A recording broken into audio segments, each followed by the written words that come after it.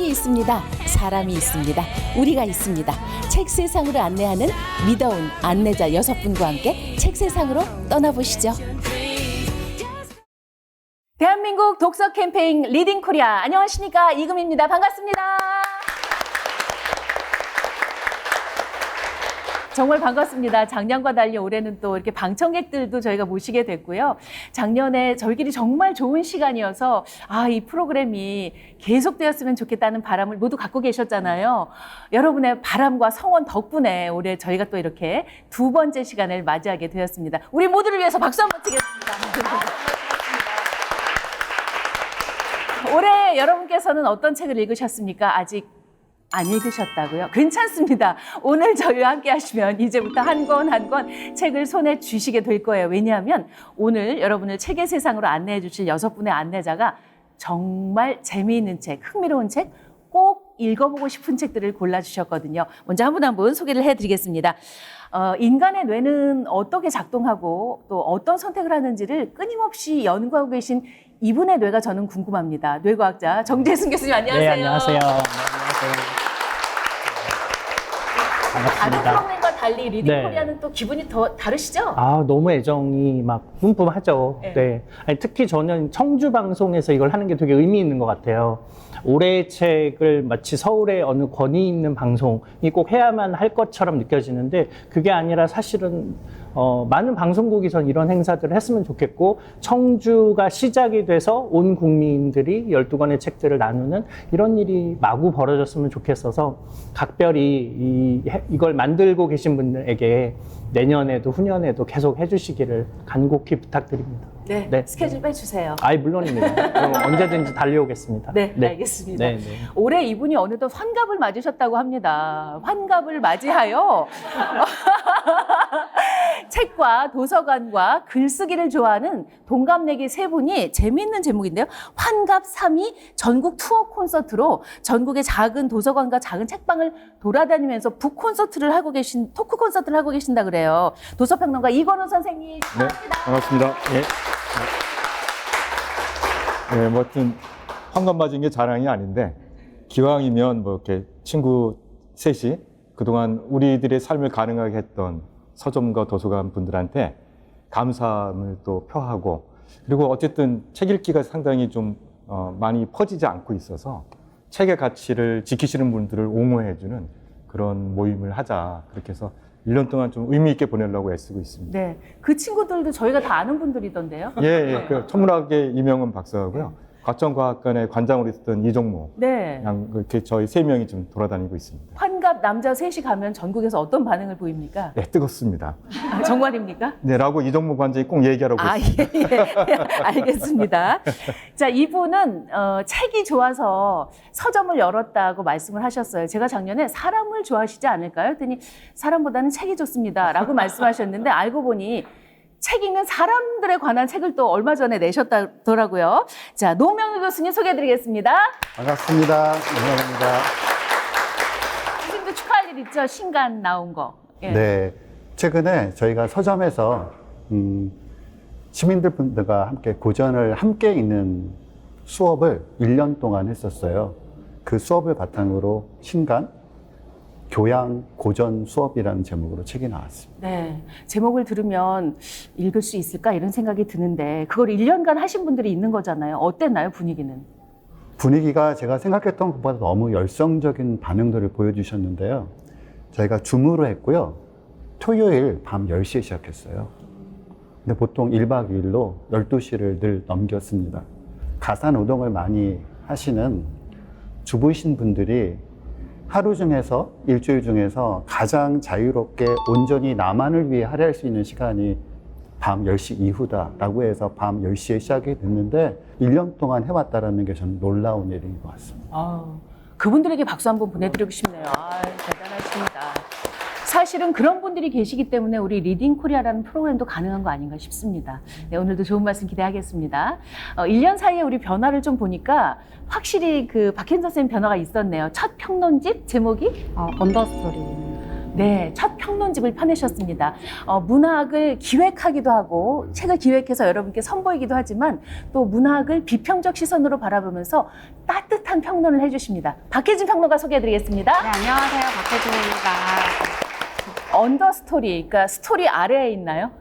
언더스토리는 처음 들어보시는 분들 많을 것 같은데 이 스토리는 층 할 때 1층, 2층 할 때 그 층이에요. 그래서 이제 산림학 용어인데 그 숲에 가면은 이제 숲의 상층부가 있습니다. 거기를 오버스토리라고 해요. 그 숲의 지붕이라고 많이 하거든요. 그리고 숲 바닥이 있어요. 근데 그 숲 바닥과 숲 지붕 사이를 이제 언더스토리라고 하는데 이 언더스토리라는 구간의 특징이 있어요. 왜냐하면 그 숲의 지붕에서 키 큰 나무들이 빛의 상당 부분을 다 받아들이기 때문에 그 아래에 있는 키가 작은 나무들은 이제 적은 빛으로 살아갈 수밖에 없는 거예요. 그러다 보니까 이제 가지고 있는 빛이나 양분들을 서로 나눠야 되는데 이제 뭐 균류라든지 이런 방식을 통해서 이 어린 키가 작은 나무들이 서로 나눠서 살아가거든요. 이제 그런 구조가 언더스토리에서 벌어진다는 일이 저는 좀 신선하기도 하고 그리고 이게 어떤 팽창하는 세계관이 더 이상 유효하지 않을 때 우리가 살아가야 되는 성장의 새로운 이제 논리일 거란 생각을 했는데 그게 제가 지난 시간 동안 읽었었던 문학 작품들에서 이제 그런 방식으로 읽어냈던 작품들이 많이 있었어요. 그래서 그런 작품들만 모아서 이제 묶은 책이 제 비평집 언더스토리인데 사실 제가 작년에 리딩 코리아하고 끝나고 식사할 때 이제 정재승 선생님께 이 책이 꼭 나올 거다 이렇게 말씀을 드렸는데 이게 거짓말이 되지 않아서 너무 다행이고 책을 내서 너무 다행이고 그리고 전 리딩 코리아 오면은 책이 12권이고 분야도 다양해서 너무 좋거든요. 근데 여기에 나중에 비평집도 들어가면 좋지 않을까 그런 생각도 해봅니다. 네, 비평집이 우리 12권의 책에 들어가는 그날까지 열심히 달려보겠습니다. 이제 제 옆에 앉은 분을 소개해드리겠습니다. 대한민국에서 책을 좋아하는 젊은이들 중에 이분을 모르는 분은 없습니다. 단언컨대. 왜냐하면 이분은 북튜버 중에 가장 영향력이 있는 분이고요. 또 젊은이들이 좋아하는 장르인 노래를 직접 만들어서 발표하고 앨범을 내시기도 하고요. 책에 관한 라디오 프로그램을 진행하시기도 하고요. 1인 몇 역을 하고 계신지 모르겠습니다. 김겨울 작가님! 안녕하세요. 김겨울입니다. 반갑습니다. 1년 동안 어떤 변화가 있었습니까? 김겨울 작가님은. 일단 머리를 탈색했고요. 그러네요. 네. 멋집니다. 네, 리딩 코리아를 맞아서 좀 멋지게 하고 왔고요. 그리고 제가 그 대학원에서 철학 공부를 조금 더 본격적으로 하게 돼서 이제 유튜브 보시는 분들께 더 많은 이야기를 전해드리려고 내공을 지금 쌓는 시간을 가지고 있습니다. 아니 그렇게 바쁜데 또 공부할 시간이 있으세요? 시간을 공부에 제일 많이 투자를 하고 있어요, 요새는. 네. 대학원을 졸업한 후에 김겨울 작가님의 모습도 궁금해집니다. 네, 아마 더 많은 얘기를 전해드릴 수 있지 않을까 책에 대해서 좀 저도 기대를 하고 있습니다. 네, 기대하겠습니다. 네. 그리고 이분이 올해 새로 합류하셨는데요. 사실 작년에 좀 이상했어요. 왜 이분이 안 오셨지? 제주도에서 비행기가 안 떴나? 그런 생각을 잠깐 했습니다. 왜냐면 요즘 제주도에서 책방을 하고 계시잖아요. 여러분 누군지 다 아시죠? 누구시죠? 요조님입니다. 그러니까 요새는 그 여러 가지 일 중에 1순위가 뭐예요, 요조님? 저에게 언제나 좀 유동적인 것 같아요. 네네. 네, 그래서 이제 앨범을 낼 때가 될 때는 이제 뮤지션의 일이 1순위가 됐다가 또 이제 앨범을 내고 또 시간이 좀 지나면 이제 또 책방의 매출이 또 이제 신경이 쓰이기 시작하니까 그때는 또 이제 책방 주인으로서의 삶을 1순위에 놓게 되고요. 네. 그래서 지금은 또 자연스럽게 이제 책방 주인의 삶이 1순위가 좀 되어서 이제 매일매일 좀 이제 재고 확인도 하고 이제 매상도 보고 이러고 네네. 있습니다. 아마 그런 관심사가 여기 다른 두 분에게도 똑같이 있을 거예요. 제주에서 책방하고 계시지만 또 서울에 살고 계시잖아요. 매일매일 재고를 확인하면 참 좋을 것 같습니다. 무슨 말씀이세요? 매일매일 재고를 확인하신다는 건 네. 매일매일 책이 꽤 팔린다라는 뜻이잖아요. 뭐 많이 팔리거나 저도 그래서 이렇게 확인하는 거면 참 좋겠는데 그건 아닙니다. 노 선생님 공감이 가는 거예요? 아니면 반감이 가는 거예요, 지금? 그러니까 공감이 가면 슬픈 이야기잖아요. 네. 왜냐하면 요전님 책방이라도 책이 불진하게 팔리면 우리 전체 출판 생태계를 위해 좋은 일이니까. 근데 저랑 같다고 하시니까 좋으면서도 왠지 슬프네요. 네. 그 정도는 아니겠죠. 네. 내숭. 겸손하신 거죠. 겨울 책방은 어떻습니까? 겨울 서점은 제가 요새 그 영상을 많이 올리지는 않고 있어서 이렇게 막 활발하게 돌아가고 있진 않은데요. 그래도 그 전에 소개했던 책들에 대해서 계속 이제 코멘트가 달리고 뭐 읽어봤는데 어땠다 이런 식의 반응들이 오고 있어서 아직도 뿌듯하게 보고 있습니다. 제일 활발한 서점은 온라인 서점인 것으로 밝혀졌습니다. 그러게요. 오늘 우리가 함께하는 공간이 이건우 선생님 네네. 특이한 공간이죠. 예, 여기가 충북 산업장려관이라는데요. 충북에 있는 근대 건축물 가운데 가장 오래됐다고 그러네요. 이거를 리모델링해서 여기 유튜브 그러게요. 촬영하기 좋은 공간으로 네네네. 만들었다고 와서 그러네요. 디제잉도 좀 하고. 네. 그런 게 있다는 게 참 좋은 것 같아요. 문화적 지층이 두텁고 그것을 요즘 젊은 층이 레트로라고 해서 또 되게 좋아하잖아요. 핫플레이스가 되고 자꾸 이렇게 숨겨지고 오래된 것들을 바꾸고 시민에게 개방해서 문화적 공간으로 만드는 데는 되게 좋은 추세인 것 같습니다. 네. 이런 공간과 책과도 연관이 있습니까? 우리 뇌로 보면? 그럼요. 있어요? 그 공간이 기억을 지배하는데 기억이라는 게 장소랑 굉장히 연관이 깊은데 어딘가에서 어떤 책을 읽으면 사실 그 책의 책장 하나하나에는 그 공간에 관한 기억들도 같이 차곡차곡 쌓여 있는 거죠. 저는 그런 공간적 기억도 같이 책에 저장하셨으면 좋겠습니다. 그러게요. 오늘 저희가 함께하는 이 공간과 이 시간도 여러분 기억 속에 잘 좀 저장이 됐으면 하는 바람이고 문득 궁금해지는데 교수님 몇 권이나 책을 읽으셨어요? 요즘은 진짜 제가 좀 이런 얘기를 드리는 게 부끄러운데 책을 예전에는 진짜 많이 읽었었는데 요즘 너무 바빠가지고 많이 읽지 못해요. 특히나 제가 서재를 되게 근사하게 저희 집에 갖춰놨잖아요. 봤어요, 그래서 나온 막 거. 책 진짜 많잖아요. 그 공간에 있으면은 진짜 책을 안 읽어도 너무 행복하거든요. 그 책을 안 읽는 부작용이 있어요. 행복해서. 네, 그래서 책을 쌓아놓고 그냥 가만히 있어요. 그리고 그 시간이 너무 좋고. 네네. 그래서 책을 많이 못 읽고 있는데 그래도 이렇게 정독해서 일주일에 한 권, 두 권 정도는 읽으려고 하고 이렇게 늘 들고 다니니까. 네. 그리고 요즘은 책을 진짜 사용자로 읽고 있는 것 같아요. 그래서 이렇게 대충 훑어보는 책, 그래서 나중에 요거는 진짜 제대로 읽어야 되겠다라고 하는 책들이 계속 쌓이고 있습니다. 네. 아마 여기 계신 분들 방 풍경이 다 비슷하지 않을까 그런 생각을 네, 해보는데요. 책방을 하는 입장에서 네. 그 서재에 앉아서 책을 안 읽게 되는 그 느낌이 무슨 느낌인지 전 너무 잘 알 정확히. 수 있을 것 같고 아마 노명우 교수님도 잘 아시지 않을까 싶은데 책을 눈으로 본다라는 것 자체가 당장은 구매를 안 하거나 당장 읽지는 않는다고 하더라도 언젠가는 그 사람으로 하여금 책을 구매하거나 책을 읽도록 만드는 자극은 책을 눈으로 보는 게 아닌가 싶어요. 저 같은 독자가 서점 최대 호구예요. 네, 책은 사나 읽지 않고 네네. 다음 책을 살 궁리를 하는 사람. 최고의 네. 손님. 최고의 손님이죠. 진짜 소중하죠. 아니 원래 자기 서재에 10%만 읽어도 많이 읽다 하거든요. 진짜요? 그러니까 책을 많이 읽으려면 서재가 커져야 돼요. 맞아요. 그러면 책을 많이 읽게 되잖아요. 맞아요. 내가 있는 서재의 10%니까 내 서재에 100권 있으면 10권밖에 안 읽는데 1000권 있으면 100권 읽게 되는 거예요. 맞아요. 그래서 자꾸 내 서재를 크게 해야 책을 많이 읽고 그러니까 서점도 잘 되고. 책을 한 권 읽는 동안 대여섯 권의 새 책을 사고 싶어져요. 되게 그 책 안에 수많은 책들이 그 안에 들어있기 때문에 또 맞습니다. 가지치기를 해서 이게 다단계 전략입니다. 책이라는 네, 것이. 네. 실제로 어떤 그 작가도 그런 얘기 했어요. 책 한 권을 쓸 때 사람 키만큼의 책을 읽고 한 권을 쓴다고. 맞아요. 예. 자, 전 국민이 책 한 권씩 쓰는 그날까지 리딩 코리아 계속되기를 바랍니다.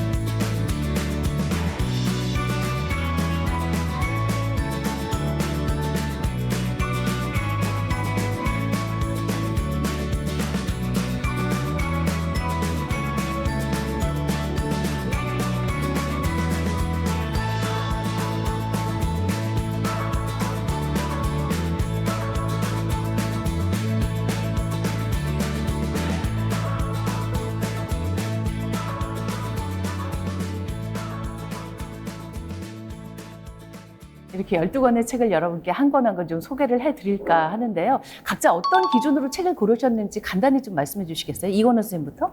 예, 뭐 널리 알려진 책들은 또 독자들이 많이 아시니까 뭐 굳이 추천하지 않아도 되는데 또 너무 어려우면 재미를 못 느끼시니까 약간의 이럴 때 이제 줄타기를 하는 거거든요. 대중성이 있으면서도 내용이 좀 풍부한 재미와 그다음에 깊이 다 확보하고 있는 그런 책이라는 느낌이 들었습니다. 요조님도 그 기준이었나요? 네, 제가 좀 만만한 독자라고 생각을 하거든요. 그래서 일단 저에게 재밌었던 책이 어떤 책이었는지를 많이 생각을 했고요. 그래서 저에게 있어서는 이렇게 김현수 작가님의 이토록 평범한 미래가 정말 인생의 책이라고 여겨질 만큼 너무 개인적으로 또 좋았고, 또 장하준 선생님의 경제학 책은 제가 읽은 최초의 경제학 책이에요. 경제학 책을 내가 읽을 수 있다라는 게 일단 좀 경이로웠고요.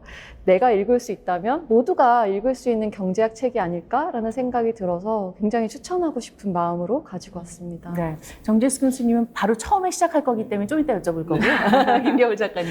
네, 제가 작년에도 SF를 하나 가져왔었는데 맞아요. 이 목록을 보시고 진입하시는 분들이 좀 바로 집어들어서 쉬지 않고 읽을 수 있는 책이 한 권 있었으면 좋겠다라는 생각으로 항상 이런 장르 소설을 고르는 것도 있고요. 또 장르 소설이 워낙 요새 전성기를 맞이하고 있기 때문에 그런 것들을 좀 반영하는 의미에서 이 저주토끼라는 보장된 정보라 작가님의 소설을 하나 골랐고, 그리고 저희가 책을 다루는 프로그램이니까 책을 왜 읽어야 되는지, 그리고 무엇을 위해서 어떻게 읽어야 되는지에 대한 생각도 한번 다 같이 해보면 좋을 것 같아서 그런 책도 한 권 골랐습니다. 네. 박혜진 선생님의 기준도 궁금해요. 다른 분들이 고르지 않을 것 같은 책이 뭐가 있을까 생각을 하다가 시집 한 권을 골랐어요. 근데 시인은 읽자마자 직관적으로 되게 좋기도 하지만 한편으로는 이제 현대예술의 많은 부분이 그런 것처럼 좀 난해하고 어렵기도 하잖아요. 그래서 이제 그런 시들에 대해서 우리가 같이 어떤 이야기를 할 수 있을까라는 생각이 들어서 시집도 한번 소개하고 싶었고, 그리고 저 공감의 반경이라는 책인데, 저희가 책을 읽는 이유가 뭐 아주 여러 가지가 있겠지만 어떤 단어의 확장, 단어의 정의 이런 것들을 계속해서 새롭게 해나갈 수 있는 가장 좋은 그리고 직접적인 방식이 책을 읽는 것 같아요. 근데 이제 공감이라는 단어가 우리는 지금 어떻게 정의하고 있고 앞으로 또 어떻게 확장된 정의를 해나가야 될 것인가, 이런 이제 고민들을 나누는 데도 되게 좋은 책인 것 같아서 공감의 반경 이렇게 두 권을 골라봤습니다. 노무현 교수님이 골라주신 책 2권은 제목만 보고도 교수님 고른 줄 알았어요. 저는 이제 아무래도 제가 제일 관심을 가지고 있는 거는 사회적인 가치와 의미에 주로 많은 관심을 가지고 있습니다.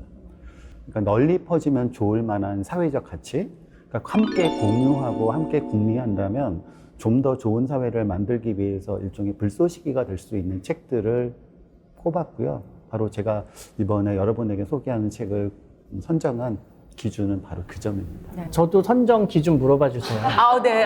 또 서운하셨구나. 나름 네네. 그 2권을 선정할 때 네네. 중요하게 생각한 것이, 이 12권을 선정하고 나면 이거와 관련된 북콘서트가, 여기 청주 또 충청도에 계신 분 더 나아가서는 이게 전국적으로 북콘서트가 일어날 텐데, 만나고 싶은 저자의 책을 선정하면 시민들이 너무 즐거워하시겠다, 이런 생각이 하나 들었고요.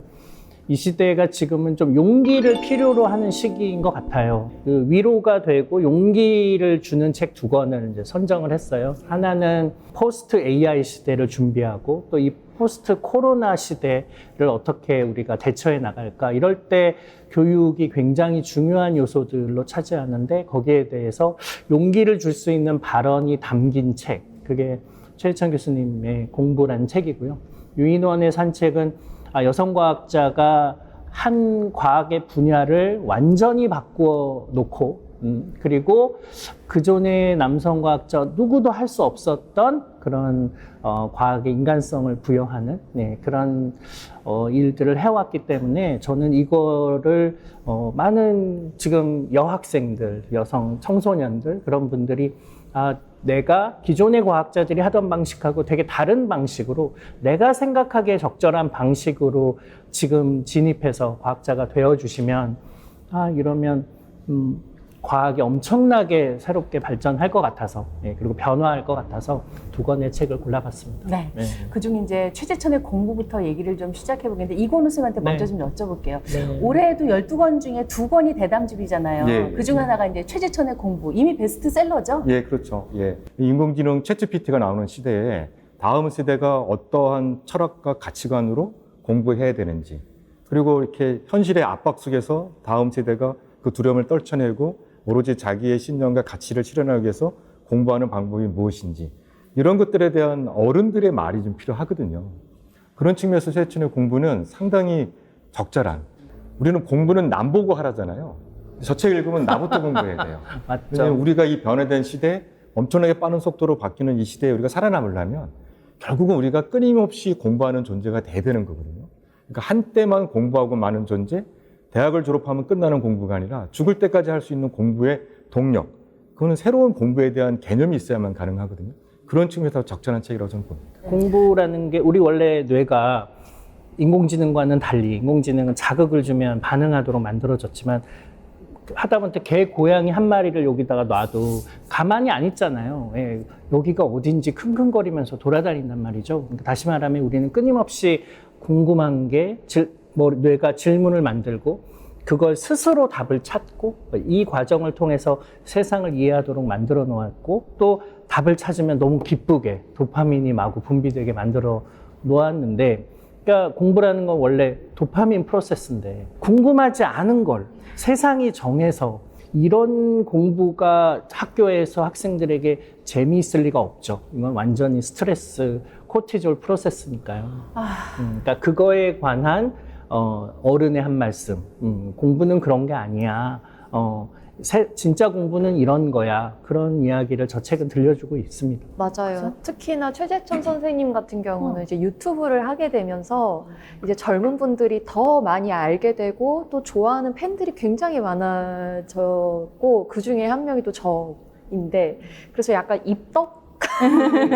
입덕하기에 굉장히 좋은 책이 아닌가라는 생각이 또 들어요. 그래서 이 책은 최재천이라는 한 사람이 어떻게 공부를 해서 어떤 인생을 살아서 지금에 왔는지를 알아볼 수 있는 약간의 일대기적인 면도 있어가지고 그냥 실수 같은 거 없는 완전 무결한 인간일 것 같은데 굉장히 좀 미숙한 우리랑 비슷하기도 맞아요. 하고. 미숙하기도 하고 뭐 어떤 면은 굉장히 막 집중력이 너무 이제 떨어져서 이거 하다가 갑자기 이거를 하다가 막 하면서 주변 사람들을 막 당혹스럽게 한다든지 어떤 그런 면모도 보이면서 살아가고 있는 그런 사람이구나. 근데 저렇게 멋지구나 라고 하는 어떤 약간 좀 반하게 되는, 한 사람에게 더 깊이 반하게 되는 그런 책이었어요. 저 개인적으로는. 저는 이제 올해 밥값을 좀 하겠다는 마음으로 이제 12권의 책에 각각 한 줄씩 나름의 저만의 추천사를 달아봤는데 노무현 교수님 좀 들어봐 주세요.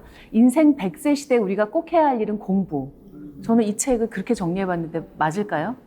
그렇죠. 맞습니다. 감사합니다. 근데 이제 공부라는 단어를 들으면 아마 자신이 이룬 성과에 뿌듯해 하시는 분도 있지만 좌절하시는 분들도 꽤 많을 거예요. 그래서 혹시 공부 때문에 너무 좌절하는 사람이 있다면 그 사람은 혹시 그 사람이 가지고 있는 굉장한 창조적 욕구, 창의성에 대한 생각 때문에 혹시 공부를 못하는 사람처럼 지금 보일 수도 있을 수도 있다. 정대선 선생님 말씀해 주시겠지만 과학자들 중에서 그런 사람도 굉장히 많고 우리 이른바 어느 분야에서든 모범생의 역설이 있잖아요. 훌륭한 영화 감독, 의외로 영화학교 안 나온 사람들이 많고 유명한 작가들 중에서도 창작을 전공하지 않았는데 유명한 작가가 되는 경우도 굉장히 많고, 그러니까 공부라는 게 어느 순간엔 그 사람이 일정한 성과를 보여주면 굉장히 좋을 수도 있지만 그렇다고 해서 거기에 안심해서도 안 된다는 거, 그런 점들을 이번에 책을 읽으면서 많이 생각을 했어요. 일종의 양질 전환인데 또 선생님 말씀 들으면 질 양의 전환도 있는 것 같기도 하고, 그죠? 전통적인 맥락에서의 공부가 이제 더 이상 유효하지 않은 시대를 우리가 지금 진입했고, 그래서 공부라는 걸 재정의할 필요가 있는데 사회에는 전혀 그런 공부에 대한 재정의를 할 마음이 없는 것 같아서 최재천 교수님이 저런 책을 쓰기 위해 인터뷰를 하신 것 같아요. 지금 한 줄 세우기에 온 나라가 이렇게 열광하고 있는데 이제 어느 순간 맨 앞에 인공지능이 서 있거든요. 네, 그러면 그 시대에 그 뒤에 서 있는 인간이라는 게 어떤 의미일까? 지금까지 우리가 해오던 실수 없이 뇌에다가 지식을 집어넣는 일, 이거에 왜 이렇게 온 나라가 몰입하고 있지? 공부에 다른 대안은 없을까? 그거를 생각해 보게 만들고, 그래서 본인의 삶의 예도 들지만 굉장히 다양한 예들을 통해서 진짜 공부가 뭐냐, 호기심을 기본으로 하고, 자기가 좋아하는 그 과정들을 따라가고, 전통적으로 공부하던 방식과는 좀 다른 방식으로 가는데, 뭐 예를 들어서 마감에 임박해서 뭔가를 하지 않고 조금 미리 하면서 계속 곱씹기도 하고, 엉뚱한 방향으로 가서 늘 실수투성이지만 그런 사람도 포용할 수 있는 사회, 뭐 이런 사회들의 의미를 사실은 언급하고 있죠. 그러니까 이건 선생님 어찌 보면 지금 정재수 교수님 말씀하신 것처럼 공부라는 게 1등부터 5천만 등까지 줄을 세우는 게 아니라 1번부터 5천만 번까지의 수많은 경우의 수가 있는 거고, 그게 진짜 공부인 거잖아요. 네, 뭐 마땅히 그래야 되는데, 그러니까 우리가 말하자면 대기권까지 올라갈 때는 외장 로켓으로 올라가잖아요. 대기권을 돌파하면 네. 외장 로켓을 버려야 네. 되는데 7, 80년대 경제 성장을 빨리 하기 위해서 필요했던 그런 교육 방식의 외장 로켓을 아직도 가지고 대기권을 돌파하고 있는 거거든요. 이미 돌파했는데. 그러니까 이거 문제는 효율성도 떨어지지만 새로운 가능성을 사전에 막고 있다는 게 더 큰 문제인 거죠. 그래서 사실 뭐 이제는 우리 교육이라는 게, 특히 한국 교육이라는 게 여전히 암기식이고 문제 잘 풀기인데, 그 인공지능을 어떻게 이겨내겠어요? 오히려 말하자면 인공지능을 개발하거나 인공지능을 활용해서 더 엄청난 창의성을 발휘할 수 있는 사람으로 키워내야 사실은 지금 국가적 입장에서 바라보는 국가의 부도 창출할 수도 있고, 한 개인이 어떤 그런 직업을 가져서 건강한 시민으로 살아갈 수도 있고, 그리고 궁극적으로 한 개인이 이 땅에 태어나서 그런 지성적 존재가 돼서 자기 삶의 가치를 실현할 수 있는 가능성을 열어주는 거거든요. 그러니까 제발 좀 억압의 이 교육이 가능성의 해방으로 교육으로 바뀌는 그 길이 무엇인가, 이걸 좀 최천의 공부를 통해서 같이 고민했으면 하는 바람입니다. 네. 어찌 보면 우리 세대가 우리 다음 세대에게 꼭 해줘야 될 일이 저는 그게 아닌가 하는 생각을 했습니다. 혹시 최재천의 공부를 집어들면서 공부를 어떻게 해야 하는가가 궁금하셨다면 아마 책장을 덮을 때는 공부를 왜 해야 하는가를 생각하시게 되지 않을까 싶습니다. 자, 두 번째 책으로 넘어가겠습니다. 역시 교수님이 추천하실 만한 책이네요. 유인원과의 산책. 네. 이 사이 몽고메리라는 작가는 제가 인스타그램 팔로잉을 하고 있는, 네, 되게 좋아하는 작가이고, 우리나라에는 이분이 쓴 책 중에 이 책밖에 번역이 안 돼 있어서 안타깝고 되게 오랫동안 절판이었고요. 네, 제가 2013년 무렵에 루안다를 이제 가게 됐어요. 아프리카 과학자들을 좀 도와주는 그런 계기가 돼서. 근데 이제 갈 때 비행기에서 뭐 읽어야 되잖아요. 그러니까 이제 뭘 가져갈까 하다가 이 유인원의 산책을 들고 간 거죠.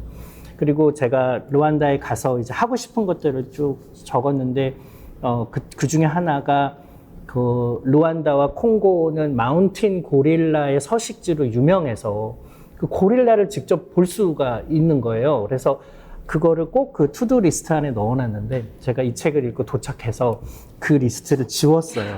네, 보면 안 되겠다. 그 루안다의 그 마운틴 고릴라를 연구했던 다이언 포시라는 사람의 삶을, 그리고 그가 어떻게 연구했고, 마지막에 어떻게 최후를 맞이하게 되었는가가 너무 절절하게 담겨 있어서 아프리카를 대하는 태도를 그냥 비행기 안에서 완전히 바꾸어 놓은 분이고요. 제인 구달이 이제 소개가 되어 있는데, 너무 유명하죠. 그 인간의 그늘에서라는 책도 우리나라에서 번역되어 나왔고, 근데 그 제인 구달이 사실은 유명한 이유는 침팬지 연구를 오래 해서가 아니라, 그분이 이 침팬지를 포함한 그런 영장류 연구의 패러다임을 바꾼 분이에요. 그러니까 케임브리지에서 박사학위를 했는데, 그 박사학위를 하는 과정에서 모든 심사위원들이 이거는 학문적 논문이 아니다라고 생각했거든요. 왜냐하면 우리가 관찰하려는 대상 안에 들어가서 심지어 관계를 맺고 결과물을 내면 이것이 순수한 그들만의 결과물이라고 우리가 보장할 수 없다. 전통적으로는 그들을 가둬놓고 우리가 원하는 관찰하고. 방식으로 관찰을 했는데 그래서는 안 되고 그들의 서식지에서 우리가 몰래 들어가서 몰래 관찰하는 것만이 아니라 심지어는 관계도 맺고 바나나를 준 것 같은 것들도 이게 지금 적절하냐 안 하냐 논란이 될 정도로 그런 상황이지만 그가 박사를 받게 되면서 이거는 학문적인 방법론으로 학자들이 인정한 상황이 됐고 그 이후로 많은 사람들이 그렇게 관찰해서 연구를 하게 됐거든요. 그러니까 그런 굉장히 중요한 과학적 연구 태도를 만든 분이라고 할 수 있고요. 과학자가 자연을 탐구하는 방식을 바꾸어 놓았다는 점에서 되게 주목할 만한 책입니다. 병훈 작가님, 저는 이게 각자 다른 종을 연구하시잖아요. 세 분이 모이면 각자 자기 종 자랑하느라고 아이 자랑. 저는 그거 맞아요. 너무 웃겼어요. 맞아요. 이 여성 과학자 3명이 그러니까 모두 여성 과학자라는 것이 어떻게 보면 우연처럼 보일 수 있지만 그렇지 않다고 이 책이 암시하는 부분들이 있는데요. 이 책의 중요한 의의 중에 하나는 말씀하셨다시피 방법론 자체를 바꿨다는 것인데 그 방법론의 변화라는 것이 이런 거죠. 우리가 자연을 탐구하고 세상을 파악할 때 세상이 어떤 측량 가능한 것, 그러니까 양화 가능한 것일 거라고 전제하고 그것을 숫자로 그런 걸 객관적인 지식이라고 우리가 생각을 하잖아요. 그리고 거기에 신뢰를 보내죠. 근데 사실 우리가 사는 세상은 그렇지가 않고 자연도 그렇지가 않고 우리가 그 관계에 이미 일부로 들어가 있다라는 자각이 있어야 한다라는 어떤 메시지를 이 세 여성과학자가 던져주었던 것 같고요. 그런 식으로 측량 가능하고 숫자로 환원할 수 있다고 자연을 보기 시작하면 이게 문제는 그런 지식이 신뢰를 얻을 때 우리는 우리 자신도 인간마저도 측량 가능하고 줄 세울 수 있는 어떤 것으로 보게 된다는 게 상당히 위험한 부분이거든요. 근데 그런 점에서 이 세 여성 과학자들의 성과라는 것도 좀 바라볼 수 있지 않을까 싶습니다. 박혜인 선생님, 저는 정말 어떻게 이렇게 한 사람이 헌신하고 몰입할 수 있지, 이것도 너무 놀라웠어요. 저는 그런 측면도 놀라웠었고, 근데 그 이야기를 지금 우리가 다시 읽을 수 있다는 것도 좀 재미있는 포인트였거든요. 그러니까 이 책이 지금 한국에 처음 나온 게 아니에요. 예전에 출간이 됐다가 이제 절판이 됐었다가 이번에 복간이 돼서 다시 나온 건데 어떤 한 책이 죽으면 사실 끝납니다. 네, 책이 모든 책들이 계속 연명할 수 있는 게 아니에요. 일판일세로 빠른 죽음을 맞기도 하는데 이 책들이 다시 나온다는 건 사실 그 책을 소화할 수 있을 만큼 지금 우리가 살고 있는 시대의 시대 정신이 좀 바뀌었다는 걸 의미하는데 그런 측면에서 보자면 지금 이 책이 갖고 있는 관계 중심의 세계관, 그러니까 우리가 나의 삶, 나라는 자아를 정의할 때 내가 중심이 되는 게 아니고 사실은 그 관계 안에서 결정되는 것이다. 그 세계관이 뭔가 우리를 좀 더 자극하고 있고 거기서 배우려고 하는 욕망들이 더 큰 것 같아서 그런 시대 정신이 이 책을 다시 불러냈다고도 볼 수 있고 그런 점에서 보면 이 이야기는 새 과학자의 이야기이기만 한 건 아닌 것 같다는 생각도 들었어요. 그런 측면도 있네요, 노무현 교수님, 정말, 그죠? 저는 그 위대한 업적을 남긴 사람들, 어떤 위대하다라고 이야기할 수밖에 없는 전환을 만든 사람들이 그 위대함이 어디서 왔을까라는 생각을 한번 해보게 됐어요. 어떤 개인의 뛰어난 역량에서도 오기도 하겠지만 저는 그것보다 어떤 위대한 전환이든 위대한 성과든 어떤 위대함을 만들어낸 사람들한테 공통적으로 발견해낼 수 있는 건 그들에게 이른바 평생의 과업이라는 것이 하나쯤 있었다라는 점. 그러니까 평생의 과업을 갖는다라는 게 얼마나 중요할까라는 생각들을 많이 해보게 됐습니다. 보통 순식간에 아주 즉흥적으로 관심받는 것에 너무 민감한 사람은 결코 위대해지지 못할 거다. 때로 관심받지 못한다 하더라도 그걸 견뎌낼 수 있는 사람들이 언젠가는 위대한 업적을 이루는 게 아닐까 싶습니다. 이건 선생님, 저는 이 책을 영장류를 사랑한 영장류의 이야기라고 네네. 정의해봤어요. 괜찮을까요? 그럼요. 예. 그리고 사실은 영장류 연구가 인간을 이해하는 데 되게 중요한 역할을 하거든요. 그러니까 우리가 공통 조상에서 갈라져 나왔기 때문에 그러니까 정지순 교수는 뇌를 통해서 인간을 이해하고자 하는 거고 영장류 학자는 영장류 연구를 통해서 인간의 어떤 그런 여러 가지 행동과 심리를 이해하는 데 또 도움이 돼요. 그렇기 때문에 사실은 특히 이제 여성 학자들의 성공 사례를 보면 사회적 편견과 그다음에 어떤 자신의 어떤 캐리어에 대한 도전을 이겨낸 분들이거든요. 그런 분들을 보게 되면, 그러니까 우리가 이제 아까 이제 정대순 교수가 이 책을 같이 공부하고 같이 추천하는 이유가 있다고 저는 생각하는데, 공부라는 게 그런 거죠.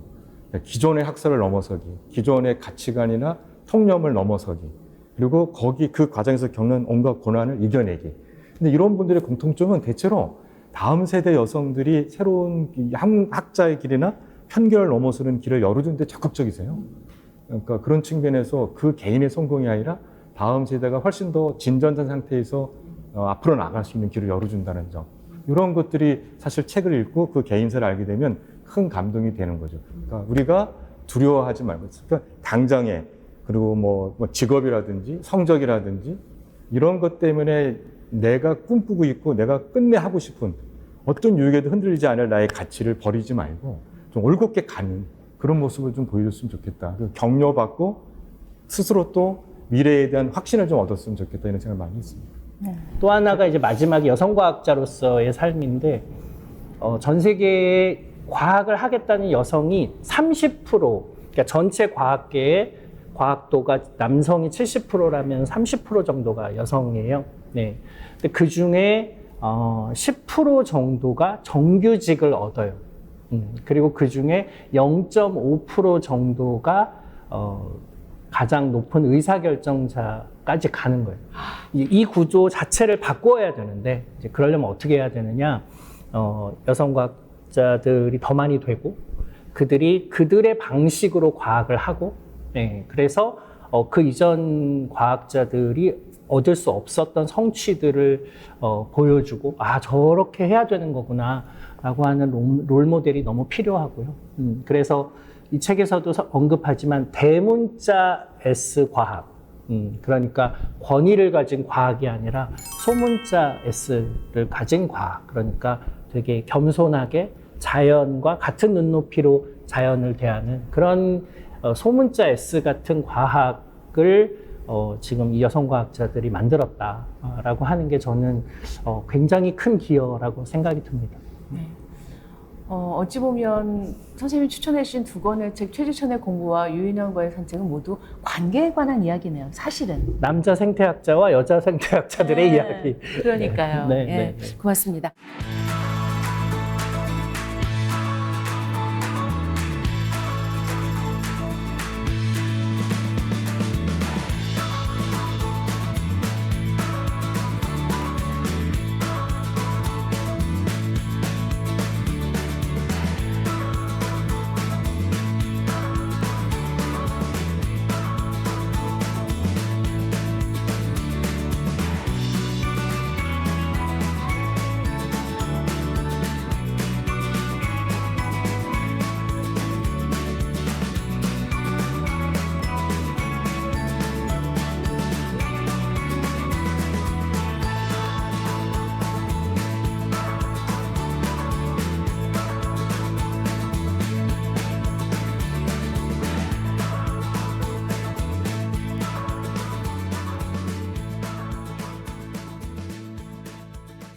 자, 이제 박혜진 평론가가 추천한 책으로 넘어가겠습니다.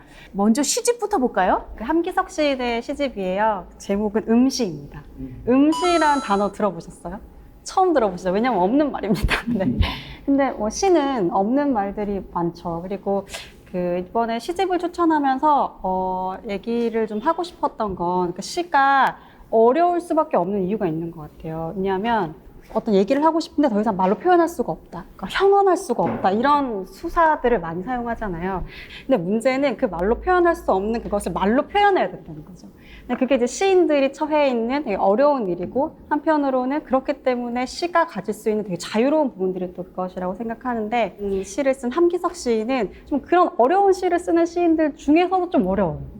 왜냐하면 수학적인 기호들, 수학적인 언어를 활용을 하거든요. 그러니까 대학에서 수학을 전공하셨고 수학 공부를 많이 하셨던 거예요. 어쩐지 읽었는데 네. 무슨 말인지 모르겠더라고요. 그래서 저도 처음에 읽었을 때 2010년도에 처음으로 함기석 시인의 시를 읽었던 것 같은데 무슨 말인지 도저히 이해가 되지 않아요. 너무 문과 네, 문과를 나와서 수학과는 담을 쌓은 지가 오래인데 막 난해한 도형들이 나오고 명제들이 나오니까 너무 당황스럽고 이걸 어떻게 이해해야 될지 모르고 그 수학에서 보면은 양수와 음수가 있잖아요. 양수, 정수, 음수가 있습니다. 양수는 현실에 있는 거죠. 즉 물병이 6개가 있다. 하나, 둘, 셋, 넷, 다섯, 6개 있는 거잖아요. 근데 음수는 사실상 존재하는 개념은 아니에요. 비존재를 드러내기 위해서 음수라는 개념을 만든 거죠. 그러니까 수학적으로. 아니에요, 선생님. 통장에 보면 있어요. 그렇게 추상화하는데 근데 사실 우리가 세상을 살아가는 데에는 그 비존재라는 것이 확실하게 있습니다. 내 마음에도 있고 말로 형언할 수는 없지만 말로 다 표현할 수는 없지만 없는 것이 있죠. 근데 그 없는 것이 있는 걸 표현하기 위해서 이 음시, 마이너스라고 저는 생각했어요. 그러니까 양의 세계가 있고 음의 세계가 있다면 그 음의 세계에 대한 상상을 통해서 비존재하는 것들을 담아보려고 하는 어떤 그 노력의 일환들이 잘 보이는 시집이고 그 기호는 수학적 기호들은 확실하게 약속된 세계거든요. 그 법칙도 있고 하지만 시어는 그 약속을 딱 깬 일탈의 세계예요. 그 약속된 것들을 깬 언어들과 약속된 기호가 만났을 때 저희는 난감합니다. 낭패감을 느끼죠. 이 앞에서. 근데 그때 어떤 느낌들이 그리고 어떤 사유가 오는지 이런 그 우연한 조우들을 좀 즐길 수 있는 게 시 읽기이고 그 함기석 시인의 시는 그 극대화된 그런 그 사고 과정을 좀 즐길 수 있는 시집이 아닌가 해서 약간 고통스러울 수도 있지만 네, 좀 추천을 해봤습니다. 그래서 저는 사실 노래 가사라는 시를 쓰시는 두 분의 생각이 궁금했거든요. 네, 겨울 작가님하고 유조님하고 시를 쓰시잖아요, 노래 가사를. 그 달라요. 아. 되게 많이 다르고, 그러니까 저도 노래를 만드는 입장에서 주변에서 정말 많이 하시는 말씀 중에 하나가 너는 노랫말을 쓰니까 맘만 먹으면 시는 그 뚝딱뚝딱 쓸 수 있을 거야 라고 겨울님도 아마 그런 얘기 좀 많이 들으셨을 네네. 것 같은데 정말 달라요. 장르가 완전히 다르고 쓸 수 없어요. 저는 사실 그 내년까지 시집 마감을 해야 돼요. 제가 써야 되는 입장이어서 쓰는 사람 입장과 읽는 사람 입장 양쪽으로 읽었는데 뭐 숫자가 나오고 공식이 나오고 이렇게 나오잖아요. 근데 너무너무 자유로운 세계인 거예요. 그래서 되게 그런 시집의 자유로움과 해방감에서 굉장히 큰 쾌감을 얻는 편이고 쓰는 입장에서도 나는 표현하고 싶은 모든 걸 표현할 수 있겠다라는 어떤 용기 같은 것이 좀 생기기도 하는데요. 한편으로 읽는 입장에서는 제가 자주 하는 이야기가 이제 시와 소설을 생각했을 때 만약에 소설을 우리가 영화라고 생각을 한다면 시를 사진이라고 생각해 볼 수 있지 않을까? 그러니까 우리가 사진을 볼 때 그 사진을 막 일부분을 뜯어서 이게 무슨 의미일까? 이 사진은 어떤 목적으로 찍혔고 이게 구도가 어떤 걸 의미할까를 생각을 할 수도 있지만 그냥 감상할 수도 있잖아요. 그냥 봤는데 좋아. 그럼 계속 그냥 이렇게 보고 있을 수 있잖아요. 마치 그런 것처럼 시를 읽을 때도 이걸 하나하나 뜯어서 보는 재미도 물론 있지만 그게 어렵다면 제가 이거 어려워하시는 분들께는 사진 보는 것처럼 생각해 보세요 라고 말씀을 드려요.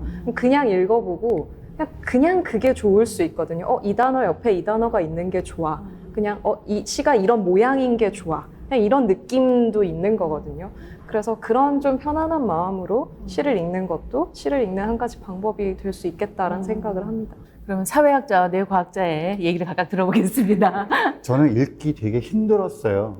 그러니까 왜냐하면 저한테는 산문이 되게 익숙한 글의 형식인데 시와 산문은 또 굉장히 다르니까요. 근데 이제 박혜진 선생님 설명 들으니까 아 그렇게 읽었어야 되겠구나라는 생각이 좀 뒤늦게 들기도 했지만 제가 이 시를 읽으려고 하는데 너무 힘들어서 어렵고 못 읽겠는 거예요. 아는 시인 한 분한테 제가 물어봤어요. 시를 읽어야 되는데 시는 어떻게 읽어야 되는 거예요? 그랬더니 그 시인이 저한테 뭐라고 말씀해 주셨냐면 왜 시 읽기가 어렵냐? 그 나는 읽었는데 이해를 못 하겠다. 그랬더니 그 시인이 뭐라고 말씀해 주셨냐면 혹시 선생님이 지금 그 시를 마음이 바빠서 번잡한 상태에서 읽고 계신 거 아니느냐? 맞아요. 제가 지금 읽어야 될 책이 12권이나 되기 때문에 마음이 되게 급하고 그래서 마음이 급하다 보니까 지금 마음이 되게 산만하고 번잡한 근데 그 시인이 하시는 말씀이 그런 상태에서 시를 읽으면 시는 도저히 읽을 수 없는 거다. 그러니까 시를 읽기 위해서 제일 먼저 필요로 한 거는 바로 그 점, 마음을 비우는 거, 번민, 번작. 빨리 이거 읽고 다음으로 가야지. 시집 이렇게 얇으니까 이거 30분이면 되겠네. 이런 쓸데없는 생각을 저도 모르게 해요. 왜냐하면 두꺼운 책, 유독 빼면 일주일. 근데 이건 요러니까 이건 30분. 사실 30분에 안 끝나고 30분은커녕 한 달이 가도 이해 못하는 경우가 있는데 가장 큰 적은 마음속에 있는 그 번민, 번잡함. 그래서 오히려 현대사회에서 시를 읽는 건 그 어떤 것보다 정말 디톡스가 될 수 있는 독서 경험이겠다는 생각. 진짜 우리 마음 늘 급하고 번잡하고 항상 마음속에 이거 하고 다음에 요거 해야지. 항상 쫓기는 느낌이잖아요. 근데 그걸 교정해 줄 수 있는 좋은 독서가 있다면 시를 읽으면 되겠다. 네, 저도 비슷한 마음으로 사실 읽었는데, 그러니까 수학을 하는 사람이 시를 쓰면은 되게 이렇게 되게 창의적인 발상이 시작되는구나 같은 게 좀 약간 느껴졌어요. 그러니까 우리가 양수와 음수를 생각하듯이 어떤 단어가 있는데 그 단어의 글자나 발음, 음성이 형식이라면 거기에 이제 의미가 더해져서 이게 양수가 됐는데 만약 단어에도 어라는 게 있어서 마이너스 단어가 있다면은 이제 그냥 의미를 빼는 거 정도 가지고는 될 게 아니라 이게 마이너스 의미여야 되잖아요. 그런 단어를 어떻게 생각해낼 수 있지? 라고 생각해 보면 사과 하나 플러스 1에 마이너스 1을 더해서 0이 돼야 되잖아요. 그러니까 어떤 시에서 어떤 단어를 썼는데 그 다음 단어가 이 앞에 있는 단어의 의미를 제거하면 이 단어는 음어가 될 수 있겠다고 생각이 든 거죠. 네, 그렇게 생각하고 쓰고 지우는 그러니까 것처럼. 그러면 의미를 던졌는데 그 다음 단어가 앞에 있는 의미를 사라지게 만들고, 그런 것만으로도 어떤 하나의 시가 될 수 있겠다. 그리고 어떤 시를 썼는데 그 다음 시가 그 앞에 있는 시의 의미들을 머릿속으로 되게 혼란스럽게 만들어서 사라지게 만들면 그 다음 시는 음시겠네 라는 생각이 들더라고요. 그래서 저는 이거를 내가 잘 이해해야지라고 처음부터 생각했다기보다는 되게 관찰자의 시선으로 시인의 머릿속에 무슨 일이 벌어지고 있는가, 수학자가 시를 쓰면서 시의 단어들을 선정하고 그거를 어떤 식으로 숫자처럼 바라보고 있는가, 이런 것들이 좀 느껴졌습니다. 박현 선생님, 제가 그래도 인생을 조금 살았는데요. 시 읽는 법을 오늘 처음 배웠습니다. 진짜요. 여러분의 말씀을 들으면서 시는 이렇게 읽어야 되는 거였는데 난 여태까지 못 읽었나 그런 생각이 들더라고요. 근데 정재승 선생님 하셨던 그 음어라는 표현이, 그러니까 제가 음시를 설명하면서 이 시인은 그 음수라는 어떤 체계를 통해서 그 추상적인 세계를 통해서 존재하지 않는 것들을 그리려고 한 것 같습니다. 이렇게 말씀드렸지만 사실 많은 시인들, 거의 대부분의 시인들은 세상의 사람들에게 전달되고 있는 그 언어의 의미를 지우는 거.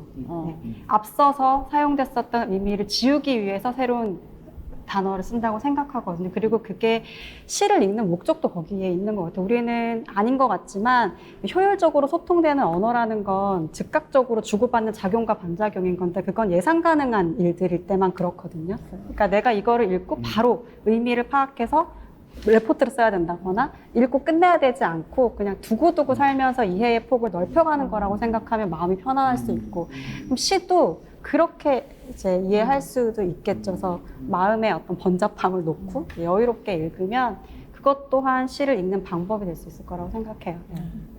그럼 시를 읽는 방법을 새롭게 일깨워 주신 책을 먼저 골랐다면 다음은 우리가 흔히 알고 있었던 공감이라는 말 자체의 의미 혹은 그 의미의 확장이랄까요? 그것을 새롭게 일깨워주는 책을 고르셨어요. 네.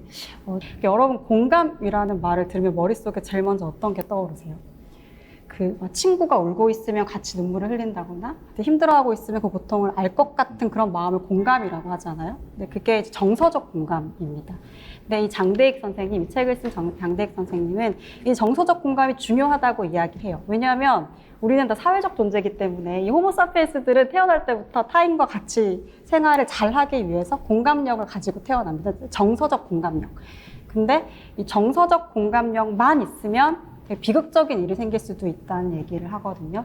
그래서 우리가 공감에 대한 의미를 다시 정의를 할 필요가 있지 않은가. 이게 내 집단, 내가 아는 집단이 아니라 내가 모르는 공감? 약간 불편하지만 개방적인, 내가 다른 사람들을 이해할 수 있는 그 모르는 공감으로 나가야 된다, 이런 이야기를 하고 있는 책인데 지금 사회에 굉장히 필요한 책이 아닐까라는 생각이 들어서 네, 추천을 했습니다. 요새 너무 혐오, 이런 차별, 이런 게 아무렇지도 않게 자행되는데 왜 그런가를 설명해 주더라고요. 네, 그러니까 그 공감에 관한 담론이 최근 한 10년간 학계의 가장 뜨거운 논의 대상 중에 하나예요.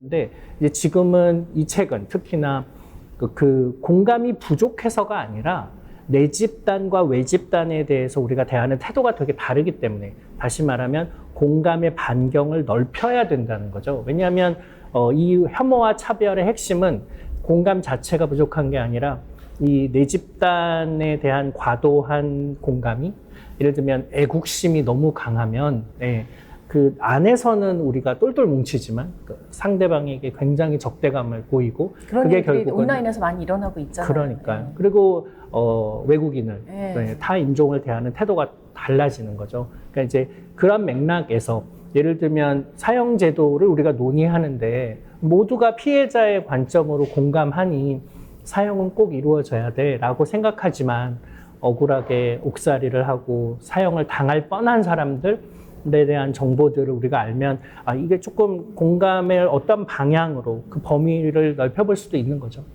그 이어받아서 제가 인문사회과학적인 관점에서 좀 말씀을 드려야 될 것 같은데요.